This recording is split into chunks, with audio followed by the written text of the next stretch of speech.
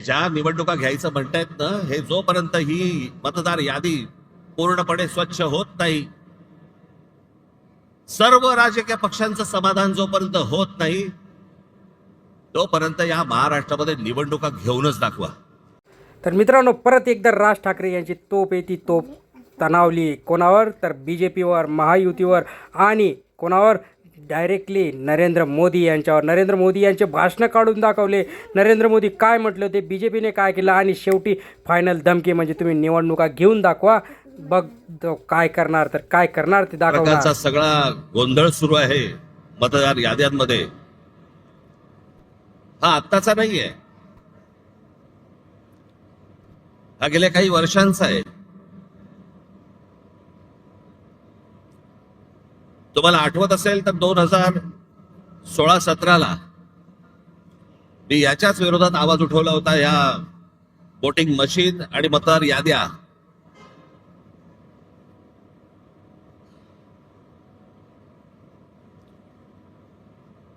त्यावेळेला आपल्या MIG क्लबमध्ये तिकडे पत्रकार परिषद पण झाली होती. सगळ्या पक्षाचे सगळे लोक पण तिकडे आले होते.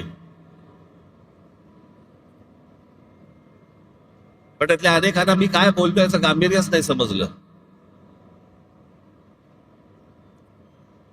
आणि मग ज्या वेळेला प्रत्येकाच्या दरवाजावरती टकटक व्हायला लागली,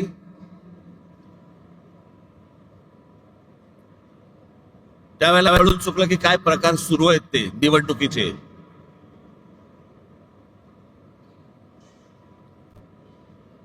आताही बघा, गेली विधानसभा झाली, 232 आमदार निवडून आले. 232.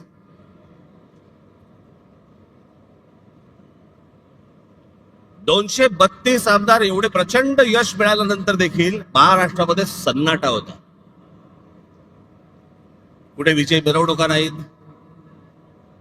कुठे जल्लोष नाही, काही नाही, सन्नाटा कर. म्हणजे मतदार तर अवाक झालेच होते, निवडून आलेले पण अवाक झाले होते. निवडून आलेल्या लोकांनाही समजेना कसा निवडून आलो.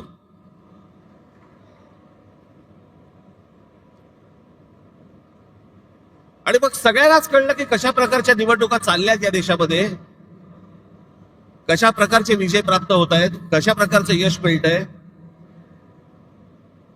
अनेक लोक म्हणतात की राज ठाकरेंच्या सभेला गर्दी होते पण ते मतामध्ये येत नाही. हे असं केलं तर कसं येईल ते मतामध्ये? आणि तेच चालू आहे. राज्यांमधले जे स्थानिक पक्ष आहेत त्यांना संपवणे, त्यांना मिटवून टाकणे आणि अशा मतदार याद्या तयार करायच्या, सगळी माणसं घुसवायची. मला तर आता कळलंय, अगदी खात्रीलायकरित्या समजलेली गोष्ट तुम्हाला सांगतो की आत्ताच्या या होणाऱ्या निवडणुकांना त्यांनी 1 जुलैला यादी बंद करून टाकली. त्याच्या अगोदर काही काम म्हणजे विधानसभेला तर होतेच भरलेले. त्याच्यानंतर जवळपास 96 लाख खोटे मतदार महाराष्ट्राच्या यादीत भरलेत. मुंबईमध्ये असेच 8-8.5 लाख, 10 लाख. ठाण्यामध्ये असेच 8-8.5 लाख. पुण्यामध्ये भरलेत, नाशिकमध्ये भरले, प्रत्येक शहरांमध्ये, प्रत्येक गावागावामध्ये भरलेले आहेत.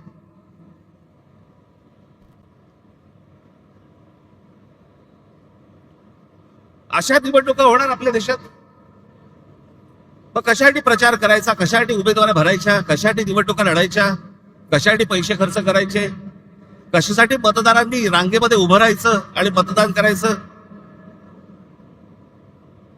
अशा प्रकारच्या निवडणुका जर होत असतील तर हा संपूर्णपणे या महाराष्ट्रातल्या आणि देशातल्या मतदारांचा अपमान आहे.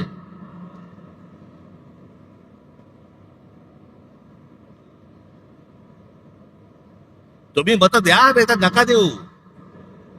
मॅच फिक्सिंग झालेलं आहे, मॅच सेट आहे.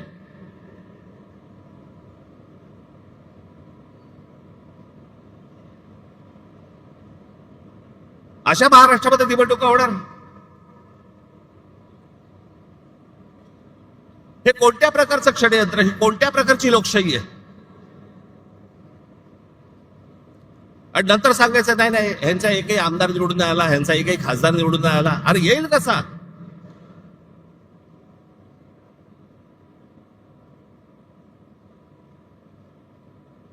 जर मतदार याद्यांमध्ये तुमची गणितच जर समजा सगळी सेट करून ठेवणार असाल, तुम्ही मतदान करा नाही तर नका करू. रिझल्ट अगोदर ठरलेला आहे.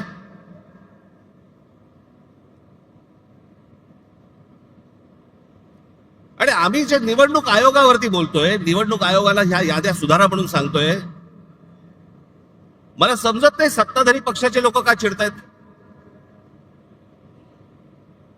लागतंय ना कुठेतरी.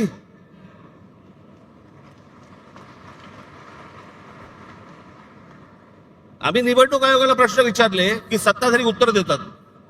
तुम्हाला कोण विचारलं?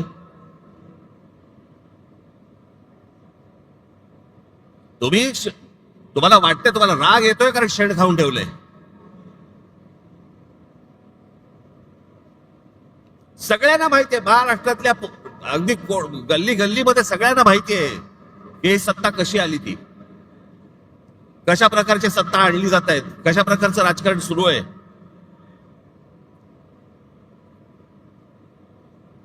बरं, हीच माणसं ज्यावेळेला विरोधी पक्षामध्ये होती त्यावेळेला आता जे मी बोलतोय तेच गोष्ट बोलत होते. सत्तेमध्ये ज्यावेळेला वेगळे असतात आणि ही आता सत्तेतले ज्यावेळेला विरोधी पक्षामध्ये होते त्यावेळेला काय बोलले. ते गुजरातचे मुख्यमंत्री होते, त्यावेळेस त्यांचं भाषण आहे. आज ते स्वतः पंतप्रधान आहेत. आम्ही काय वेगळं बोलतोय?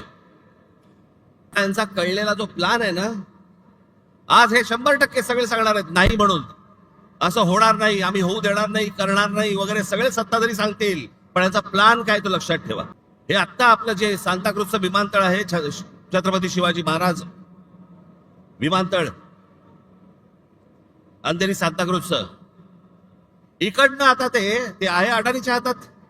इकडनं सगळी ऑपरेशन्स आता हळूहळू हळूहळू कमी करणार आणि सगळी तिकडे नेणार नवी मुंबईला. ते होत आहेत ना, एवढं लक्षात ठेवा. मी प्रगतीच्या आड येणारा माणूस नाही, पण मुंबईमध्ये, ठाण्यामध्ये, महाराष्ट्रामध्ये होणारी प्रगती ही जर मराठी माणसाच्या थडग्यावरती होणार असेल, मी खपवून घेणार नाही. घराघरामध्ये जा. माझी मतदारांनाही माझी विनंती आहे की आमचे लोक ज्यावेळेला येतील, इतर सहयोगी पक्षांचे पण लोक ज्यावेळेला येतील, त्यांना सहकार्य करा. एकेका घरामध्ये 800 माणसं भरली जात आहेत, नावं दिली जात आहेत.